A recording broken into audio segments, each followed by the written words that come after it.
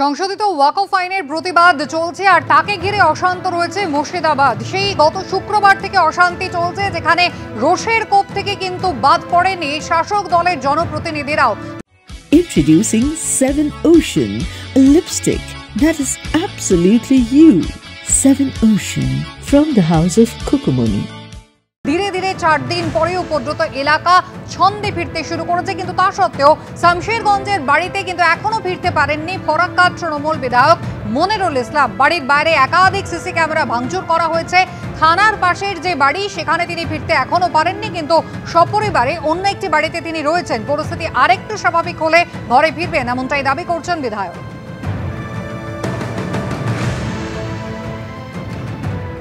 শনিবার রাতের পর থেকে সারাদিন রবিবার এবং আজকে সোমবারও কিন্তু দেখা যাচ্ছে পরিষ্কার যে শামশেরগঞ্জ থানা থেকে ঢিলছোড়া দূরত্বে ফারাক্কার এমএলএ তার যে বাড়ি রয়েছে যেখানে তিনি সপরিবারে থাকতেন সেখানে কিন্তু এখনও তালাবন্ধ অবস্থাতে রয়েছে।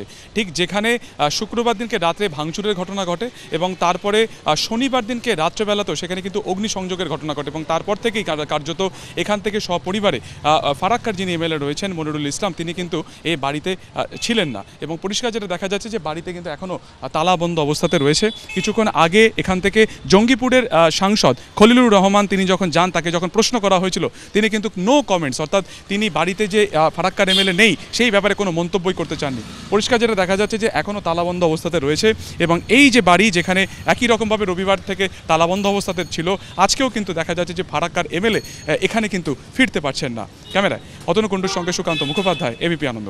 অশান্ত এলাকার স্বাভাবিক পরিস্থিতি ফেরানোর জন্য ইতিমধ্যেই শুরু হয়েছে আদা সেনার রুট মার্চ।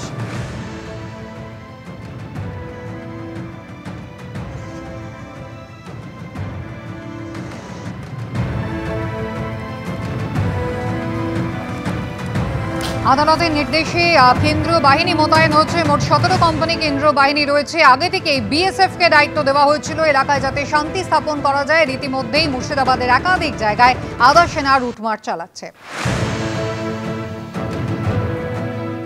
আমরা এই মুহূর্তে ঠাকুরপাড়াতে রয়েছি, যেখানে সেন্ট্রাল ফোর্সের বিরাট ফোর্স তারা কিন্তু এই মুহূর্তে এলাকা পরিদর্শনে বেরিয়েছেন। শুধুমাত্র তাই নয়, ঠাকুরপাড়া এলাকাতে যারা সাধারণ মানুষ রয়েছে তার সাথে তারা কিন্তু সরাসরি কথা বলছেন, তারা তাদের সমস্যার কথা বলছেন এবং সিআরপিএফের যারা কর্তৃপক্ষ রয়েছে তারাও কিন্তু একেবারে শুনছেন, তারা কিন্তু খতিয়ে দেখছেন ঠিক কোথায় কোথায় হিংসার ঘটনা ঘটেছে, কোথায় কোথায় সেদিনকে অশান্তি হয়েছিল, সেই প্রত্যেকটি জায়গাতে তারা ঘুরছেন এবং সাধারণ যারা মানুষ রয়েছেন তাদের সাথে তারা ইন্টারাকশন করছেন, তাদের সাথে তারা কথা বলছেন।